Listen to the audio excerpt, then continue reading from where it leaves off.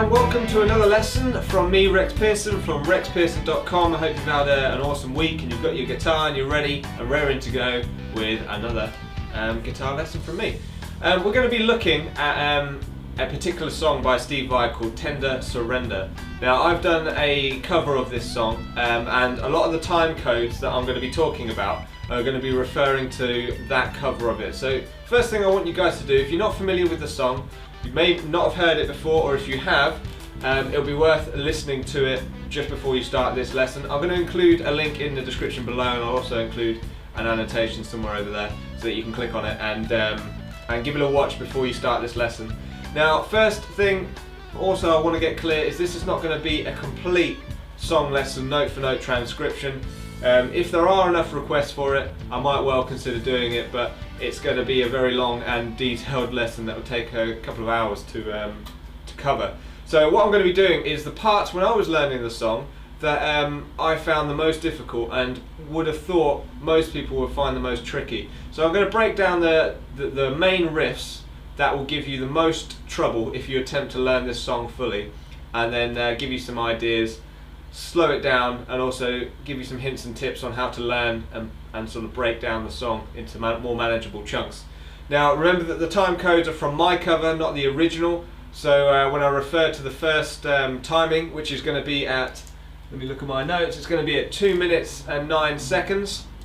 That's the first riff that we're going to be looking at. I'll demonstrate it first and then I'll talk a bit more about it.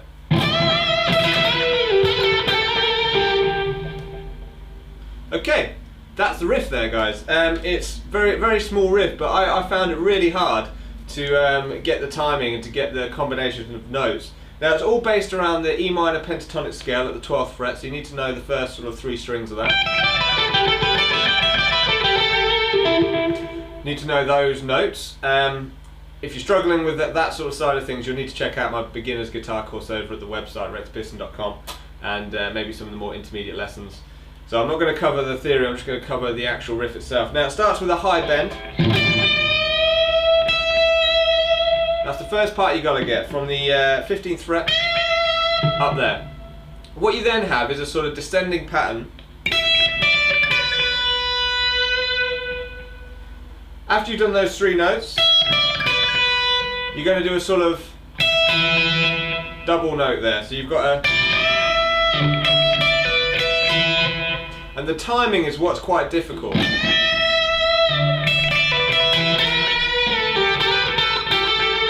This is what's going to come next. You've got a little bend on the 14th fret of the G string. Like a bend up, bend down. Pull off to the 12th fret. Slide up to the 16th, 14th, 12 and a hammer on.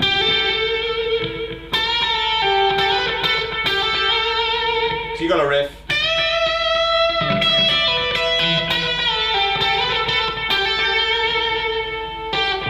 And there is a little pull off at the end back onto the 12th, just to throw it in there. You don't have to get that one, but it adds to the feel if you get that little ghost note on the end before you move on to the next part of it. Now the timing, like I said guys, is the most important part of that riff to really get it right. And what I would suggest you do is you loop that part of the recording. Before you attempt to play it with the recording, make sure you can play it at slow tempo.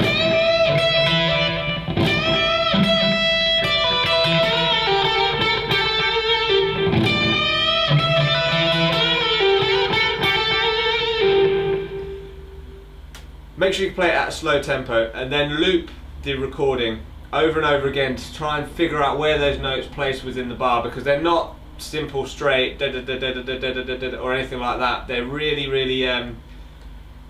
syncopated, so you've got to make sure that you hit those notes perfectly. Final thing is, don't forget, really whack in the vibrato on that last note, because that's the way he does it in the song, so it'd be cool if you guys could do it as well. Alright, we'll move on to the next riff. Okay, the next riff starts at 2:27 in my cover version, so check out the link below, fast forward to 2:27 and here what it is. I'll demonstrate it fast for you, then we'll break it down and I'll tell you what's going on.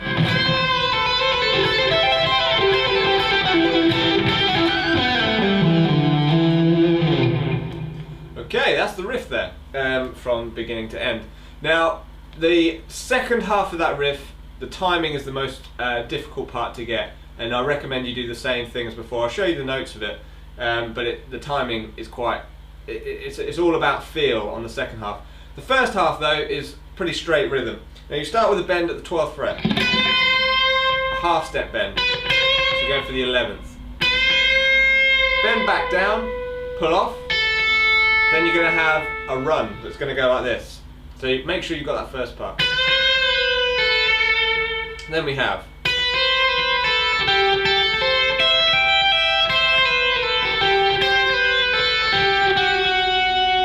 tapping finger is going to come in there. So you've got this run that runs up the fretboard, comes back down, all within the E minor natural scale here, but you're looking at the 7th, sort of 1st and 7th position sort of blending together. The pull off, the tap on the right hand is where things start going a bit more difficult. Let's just break that bit down. I'll just demonstrate that run nice and slow leading up to the tapped note.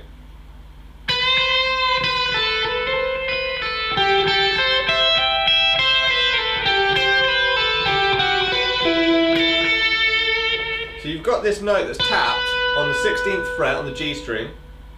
You're gonna have to have moved the second finger here onto the 8th fret, so you've got this. And then I slide from the 12th fret with the 4th finger to the 10th fret on the B string. So you've got this.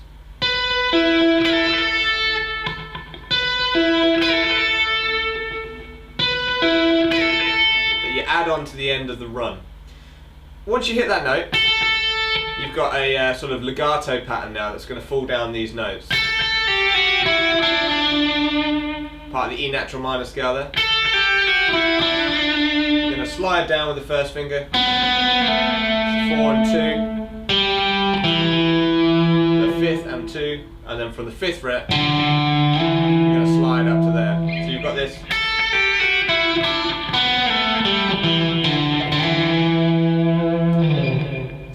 Now, like I said, that second part of the riff, there's a lot to do with timing there, so you make sure you listen to the track and loop it round and round. If you have any problems, do post a comment on YouTube or on the website in the comments section, so that I can give you some more constructive feedback on where you might be going wrong with that. But bear in mind, you've got that little bend, and then you're off with that run, all in groups of 4 for each beat. 16th notes, basically. Okay, next riff, we're going to move on. Okay, this next riff from Steve Vai is one of my favourite in the whole song. I'm not sure why, but it does sound pretty cool. I'll demonstrate it fast. I'll talk to you a little bit about the riff, and then I'll teach you the notes that it's using. Fairly easy on timing this one. It's pretty much straight. There's a little hammer-on thing that goes on. Other than that, it's pretty much straight timing. So let me just demonstrate the riff for you first.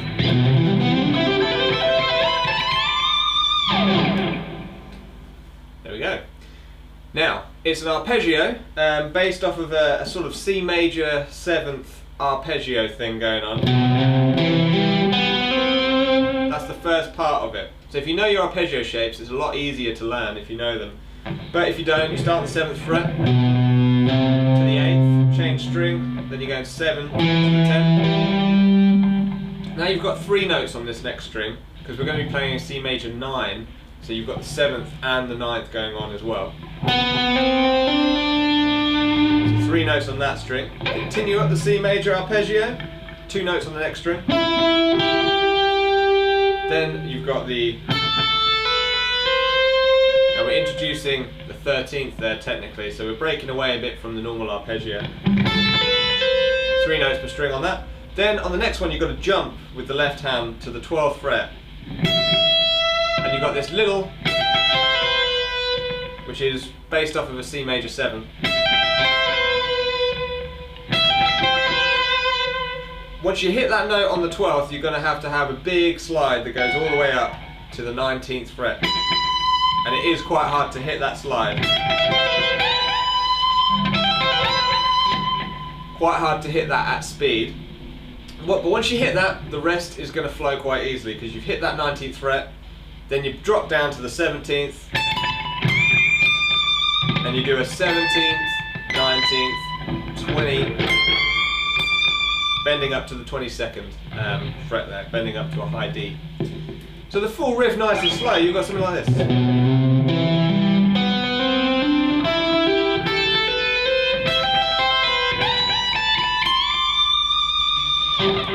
Very important you practice it with a metronome, because the riff on its own will not sound that great unless you've got some timing.